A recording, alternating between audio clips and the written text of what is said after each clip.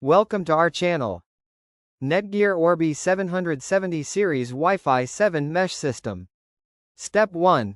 Unbox everything. You'll have the main router, satellites, power adapters, and Ethernet cable. Keep the little card with the Wi-Fi details, you'll need it later. Step 2. Place the router. Stick the main router near your modem. Central spot if you can.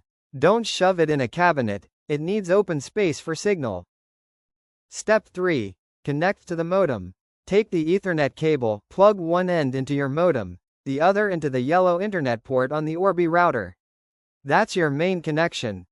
Step 4. Power on. Plug in the router. Give it a minute. The light ring will do its thing, usually white while it boots. Wait until it settles. Step 5. Plug in the satellites. Put your satellites where you actually need coverage, like living room, upstairs, or any other place. Plug them in, watch for the lights. White means they're waking up. Step 6. Download the Orbi app. On your phone, grab the Orbi app from the App Store. It's the easiest way to set everything up. Don't bother with guessing, the app guides you.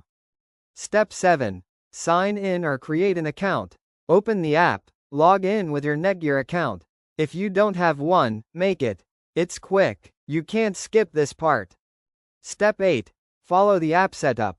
The app will find your router, test internet, and help you name your Wi-Fi and set a password. Just follow along. It'll also try to sync satellites automatically. Step 9. Let it update. Firmware updates will probably kick in. Don't unplug anything, just wait it out. Sometimes it takes 5 to 10 minutes, but it's worth it. Step 10. Test your Wi-Fi. When the app says you're done, connect a phone or laptop to the new Wi-Fi name and run a speed test. If it's flying, you're good. If not, move the satellites closer and resync. Thank you for watching.